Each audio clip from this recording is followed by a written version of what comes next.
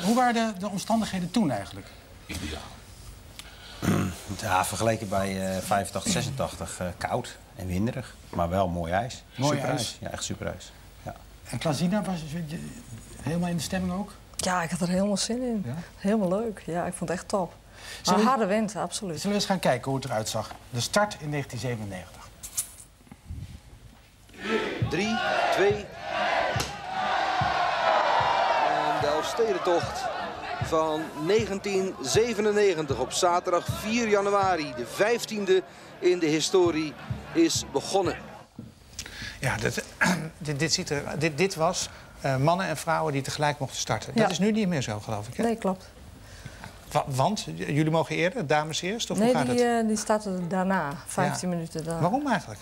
Ja, ze willen een aparte wedstrijd houden. Kijk, ik schaatste daar. Ik had geen idee waar ik zat als dame Nee. in het peloton. Dus, en nu heb je gewoon een aparte wedstrijd, dus dan is het wat overzichtelijker, zeg maar. Dus je begint wat later en je zit in een wat minder grote groep. Het is Ja. pikdonker. Henk, heb je enig idee, bijvoorbeeld als je begint met schaatsen, of je dan vooraan schaatst? Ja, natuurlijk heb je op een gegeven moment wel een beetje een idee. Je trekt natuurlijk behoorlijk snel je schaats aan. Ik liep sowieso makkelijk, dus ik zat al vrij ver vooraan zeg maar, toen we het ijs opkwamen. Nou, je gaat je schoenen aandoen. Ik was heel makkelijk, want ik had eigenlijk alleen maar even aan te trekken en klaar. Ik had alles bijna los zitten, dus je hebt snel je schaats aan. Dus ik was mooi op tijd weg. Dus je hebt hem wel een klein beetje in de gaten en er wordt natuurlijk wel wat geroepen. Dus je hebt op een gegeven moment wel in de gaten wat er weg is. En dan ontstaat op een gegeven moment een groep. Ja, en dan weet je alleen niet of er misschien vooruit nog iets zit. Maar er ontstond best een grote groep van 50 man. En door Sneek heen was dat eigenlijk al uit elkaar geslagen. En toen zat ik in de eerste groep. Ja. Klazina, weet jij bijvoorbeeld als je aan het schaatsen bent, of er dan, want dan weet je misschien wel dat er nog een groep of 2 of 3 groepjes voor je schaatsen, maar weet je ook nog of daar dan vrouwen bij zitten? Nee, dat weet je niet. Dus je hebt eigenlijk geen idee of je vooraan Nee. ligt. Nee. Wanneer kwam je erachter? Mijn man die reed mee op een motor. En die stond op een gegeven moment bij Bolsward met een bordje zo van eerste dame. Kijk. Ja. En jij dacht, ach, dat zegt hij altijd. Dat ik zijn eerste dame ben. Nee, maar dat was wel, nou ja, goed. Ja, je bent dan altijd nog wel scherp dat je denkt van ja, je weet het nooit. Ja. Maar goed, later zakte ik iets terug en toen kwam ik bij Greta Smit.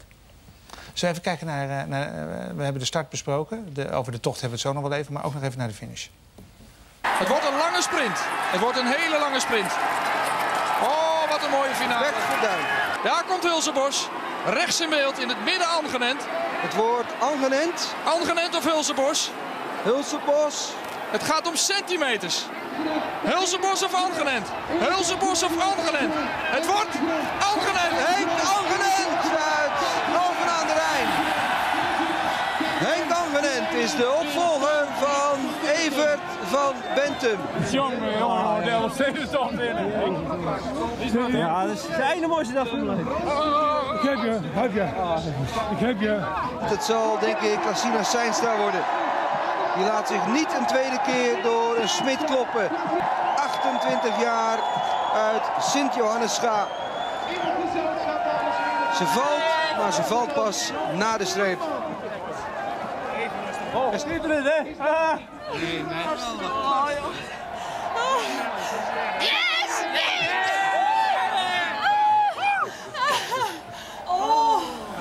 Klazina, je was niet alleen, hè? Nee, klopt. Wist je al dat je zwanger was toen je deelnam aan die tocht? Nou, ik had een vaag vermoeden. Nou, je bent zwanger of je bent niet zwanger. Ja, nee, ik wist het niet. Je had het nog niet gecheckt, zou ik Nee, maar zeggen, nee, met een nee, zwangerschapstest. nee.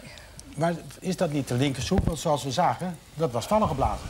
Ja, nou ja, het is dan heel klein en de dokter zei later, het valt er niet zomaar uit hoor. Dus, Maar ben je toen, nadat je die rit had gewonnen, gaan checken of je zwanger was of niet? nou, het was zo druk daarna, dus daar heb je op dat moment geen tijd voor. Nou, nee, ik bedoel niet meteen 10 minuten later. Maar... Nee, het was echt 3 dagen Oh, 3 telefoon, dagen? hè? Gewoon. Nee, pas 20 januari heb ik een test En gedaan. toen was de uitslag dus positief. Ja. En toen ben je gestopt met schaatsen, neem ik aan. Nee, toen ben ik nog doorgegaan naar de Wijzezee en daar heb ik ook nog een 200 gereden.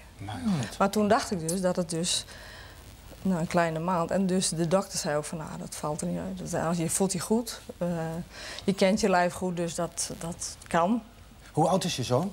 Die is nu 14. Schaatst hij? Hij schaats wel, maar op ijshockey schaat. We hebben een beeld van hem waarin hij vertelt dat hij tot zijn vreugde Ja, hij had tenslotte de rit uitgereden en dan krijg je zo'n kruisje. Je wint dus de Elfstedentocht en dan zit jij in haar buik. Dat is een gek gedachte, hè? Ja, eigenlijk wel. Ja. Nou, ik vond het wel leuk. Een vrouw die thuis tv zat te kijken kwam op het idee om haar Elfstedenkruisje aan Tom te geven. Nou, en toen kreeg ik dus dat kruisje. Nou, dat vond ik heel erg leuk van die mevrouw. Als de tocht ooit weer gehouden wordt, wil Tom zelf zeker meedoen. Nou ja, als ik oud genoeg ben, dan ga ik dat wel proberen. Hoe oud moet je zijn eigenlijk? Weet iemand dat? 16 of 18? 18? Ja. Oké. Maar met ijshockeyschaatsen dan zit het er niet echt in, denk ik. Nee, het is wel jammer, want ik kan wel leuk schaatsen. Maar je vindt op het moment even dit leuk. En dat is ook goed.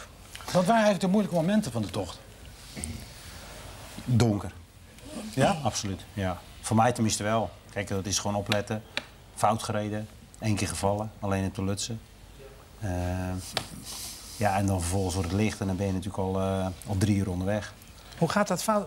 Hoe weet je dat je fout rijdt bijvoorbeeld? Ik reed met Fausto de Moreros en Henk Verbende fout. En Fausto had zo'n mijnwerkerslampje op. En die lag aan één keer aan de andere kant van de dijk. En dat scheen zo in de lucht. En toen konden Henk Verbende en ik het net nog op tijd stoppen. En we zijn eigenlijk weer teruggereden waar we vandaan kwamen. En toen reden we eigenlijk op de tweede groep. Kwamen we eigenlijk zo dwars op. Klazina, was voor jou ook het moeilijkste in donker rijden? Ja, vond ik wel echt doodeng, hoor. Ja. Want je komt uit de streek, dus je zou kunnen zeggen dat je alles op je zak... Nee, je ziet helemaal niks. Nee, het is echt dood. En je hebt echt alle zintuigen gewoon echt heel erg scherp. En ja, je probeert gewoon een beetje bij de mannen te blijven. Gewoon een beetje de richting te voelen, zeg maar, van waar je naartoe moet. En dan kom je in die dorpjes en dan hoor je wel dat het geluid steeds luider wordt. Dat is echt heel erg geweldig. Is dat. Want hoe laat vertrokken jullie? 5:30. Nee, bij hem 5:30, ja. Ja. 5:30. Dus dan schaats je nog zo'n 2 uur in het donker. 3 uur. Ja, nou, wij gingen snel. We gingen met de wind mee, hè? Ja, dat was nog een maand eerder. Donkerder dan Ja. die anderen waren eind februari pas. Dat scheelt bijna een uur in licht.